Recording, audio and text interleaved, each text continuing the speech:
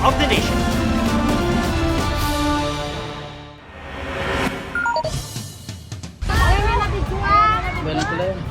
Nagsuntukan at nagsabunutan ang dalawang dalagitan yan sa plaza ng Dumangas, Iloilo. Pero imbis na pigilan, kinansyawan pa sila ng mga nasa paligid at inudyokan pa na mag-away. Nahinto ang gulo nang umawat ang mga pulis. Nagtamo ng minor injuries ang dalawang estudyante. Batay sa investigasyon, lalaki ang dahilan ng away.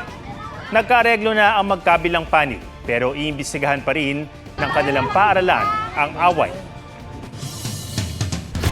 Lunes na Lunes, nagparamdamang bagsik ng habagat. Ang matinding ulan na dulot nito sa Metro Manila, nagpabaha at nagresulta sa mabigat na traffic. May report si Tina Panganiban Perez. Sinabayan ng kulog at kidlat ang malakas na ulan ngayong hapon. Sa tindi ng buhos, nag-zero visibility sa ilang kalsada gaya sa Commonwealth Avenue at EDSA. Muling nalubog sa baha ang ilang lugar na nagdulot ng bumper-to-bumper na traffic gaya sa Xavierville Avenue sa Quezon City. Tumagal ng mahigit 1 oras ang malakas na ulan sa San Pedro, Laguna. Mabilis na tumaas ang tubig baha kaya hindi madaanan ng maliliit na sasakyan ang kalsada. Ayon sa Pag-asa, habagat ang nagpaulan sa Metro Manila at Karatig Probinsya. May binabantayan ding low pressure area sa loob ng Philippine Area of Responsibility. Sa datos ng Metro Weather, halos buong Luzon ang uulanin bandang hapon bukas. Asahan din ang matitinding ulan sa Western Visayas at halos buong Mindanao. Sa Metro Manila, posible ulit makaranas ng katamtaman hanggang malakas na ulan. Tina Panganiban Perez, nagbabalita para sa GMA Integrated News. Nadaan sa pakiusapan ng mga oil company. Imbis na isang bagsakan bukas, hinati sa dalawa ang big-time oil price spike matapos silang pulungin ng Energy Department. Pero tingin ng ilang grupo, sinasamantala lang ng mga kumpanya ng langis ang hidwaan ng Israel at Iran. May report si Sandra Aguinaldo. Sa pulong nila, pinakiusapan ng Department of Energy ang mga kinatawan ng oil companies na utay-utayin ang oil price hike ngayong linggo. Dapat ay papalo ito 5 pesos higit pa para sa litro ng diesel at mahigit 3 piso sa litro ng gasolina. Pumayag ang may 12 kumpanya sa hiling. Bukas ang unang bagsak na 2 pesos at 60 centavos para sa diesel at 1 peso and 75 centavos sa gasolina. Pareho ang halaga ng sunod na bagsak sa Huwebes. They were also willing to expand their promotions and discounts for PUVs or yung mga jeep natin. Tugon ng mga transport groups sa ipatutupad na staggered oil price hike. Parang ang gusto nga palabasin, may utang na loob tayo dahil hindi biglaan. Ang isinsya nun, parang bibitayin ka ng January, gawin nating Marso para hindi bigla. Pero isinsya nung bitay ka pa rin. Wala ring garantiyang hindi masusundan ng malakihang taas presyo, lalo't patuloy ang tensyon sa Middle East. We will continue to request as much as they could if it's possible.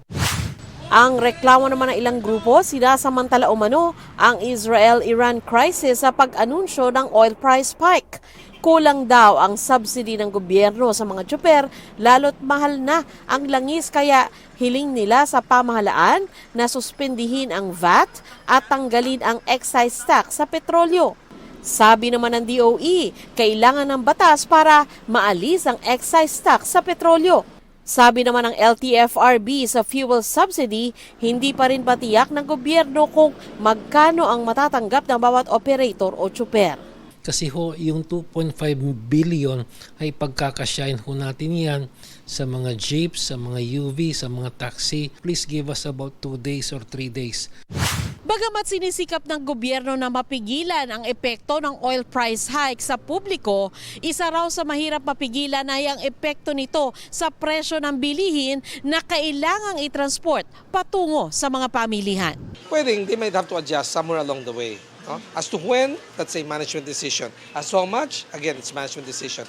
Si Jennifer, naghahanda na sa epekto ng oil price hike sa presyo ng kanyang panindang isda. Bukod sa langis na ginagamit sa pagpapatakbo ng maraming bangkang pangisda, kailangan din na langis sa delivery ng anumang produkto. Tulad ng diesel, tataas siya. Siyempre, tataasan din kami ng single sa amin. Nag-a-adjust din kami ng konti din sa paninda namin. Sandra Aguinaldo nagbabalita para sa GMA Integrated News. Sumiklab na selos, yan daw ang motibo ng isang lalaking nahulikam na binuhusan ng gasolina at sinilaban ang isang lalaki sa Taguig. Kritikal ang biktima. Pabala, sensitibo ang video sa spot report ni Bea Pinlac. Madruwig mukha niya. Hindi ko nga makilala anak ko kung ano na itsura niya. Ang layo. Hindi okay anak ko. Lubos ang lungkot ni Jane sa sinapit ng kanyang 28 anyos na anak. Noong gabi ng Biyernes sa Barangay Pitugo, Taguig, sinabuyan siya ng gasolina at sinilaban ng isang lalaki. May dalang supot, tapos bigla niya binuhos yung gasolina pala yung dala niya. Sabay sindi ng light, at sabi niya, eto regalo ko sa'yo. Nagpulasa ng mga tao, maging ang nanunog, nadilaan ng apoy habang tumatakas. Kritikal sa ospital ang biktima dahil sa third-degree burns. Hindi makatao yung ginawa niya eh. Grabe yung ano ng anak ko. Hindi ko halos patingin. Grabe talaga yung ginawa niya sa anak ko. Sobrang sakit. Dapat ako na lang nagsuffer eh. Isang babaeng naglalaban noon sa tabi ng kalsada ang nadamay at nagkapaso sa mga binti. Buti na lang yung mga linalabhan ko, yun yung nadampot ko para maapula yung apoy ko sa akin. Lumalabas na ang lalaking suspect, pinatawan noon ng Barangay Protection Order dahil sa pananakit umano niya sa asawa. Andun na yung verbal abuse, physical, pati psychological abuse na rin sa misis niya. Sabi ng nanay ng biktima, pinagbantaan ng suspect ang anak niya kamakailan. Maaari raw na pinagselosan ito ng suspect. Sabi niya, humanda ka. Di pa rin kayo tumitigil. Yun ang sinabi. Inabangan niya po sa trabaho ng anak ko. Lahat namang tao dito, pinagsisilosan lang niya naman po, hindi lang po anak. Dati na raw nag-usap sa barangay ang dalawang panig at nagsorry pa ang suspect. Ay akala ko okay na yun. Ayun pala, may balak pala siya. Tinutugis pa ang suspect na posibleng maharap sa reklamong frustrated murder at physical injuries. Bea Pinlac, nagbabalita para sa GMA Integrated News. Tinalakay ng Justice Department at PNP ang paglagay sa Witness Protection Program kay alias Totoy, kasunod ng mga ibinulgar nito sa nangyari sa ilang missing sa Bungero. May report si Darlene Kai. Kasunod ng mga ibinulgar ng akusadong si alias Totoy sa mga alam niya sa pagkawala ng mga sabungero, nagkausap na si Justice Secretary Jesus Crispin Remulla at si PNP Chief Nicolas Torre III tungkol sa pagsasailalim sa kanya sa Witness Protection Program. Sabi kasi niya sa eksklusibong panayam sa GMA Integrated News, may banta sa buhay niya at ng kanyang pamilya. Basta we're processing the information first. Pero may arrangement na kami ni PNP Chief Torre. Pero handaan niya si alias Totoy na ituro ang mga sangkot sa pagkawala ng mga sabungero.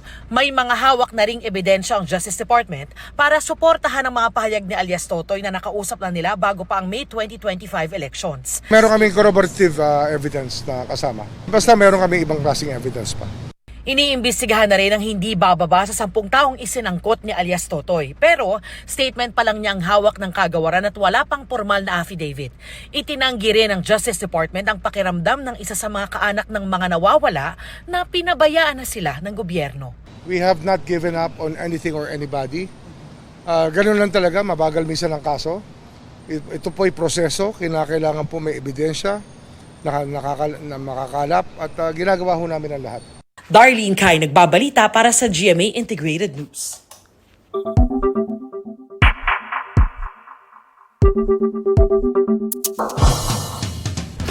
Iginiit ni Vice President Sara Duterte na labag sa konstitusyon ang ika-4 na impeachment complaint laban sa kanya. Bahagi yan ng sagot ng bise sa writ of summons ng impeachment court. Ipinunto ng bise ang 1-year bar rule ng konstitusyon na nagbabawal sa pagsisimula ng higit sa isang impeachment complaint laban sa ilang opisyal o sa isang opisyal sa loob ng 1 taon. Sabi pa ng bise, dapat nang ibasura ang reklamo dahil void ab initio o invalid na ito sa simula pa lamang. Nagpadala rin ng kampo ng bise ng kopya ng sagot sa Kamara. Sa mga on the go, mapapakinggan na ang 24 oras at 24 oras weekend bilang podcast simula ngayong araw. Lahat ng episode pagka-ere sa TV ay magiging available na online. Kaya pwedeng i-review ang mga balita sa loob at labas ng bansa, anumang oras kayo libre o kung may ginagawa kayo o stuck sa traffic. Downloadable pa kaya pwede itong isave habang may wifi o may data para mapakinggan pa rin kahit offline. Gamit ang inyong smartphone, pumunta sa Spotify o Apple Podcasts at i-search ang 24 Oras Podcast. Binuo ito ng GMA Integrated News Digital Strategy and Innovation Lab, katuwang ang 24 Oras at GMA New Media Incorporated.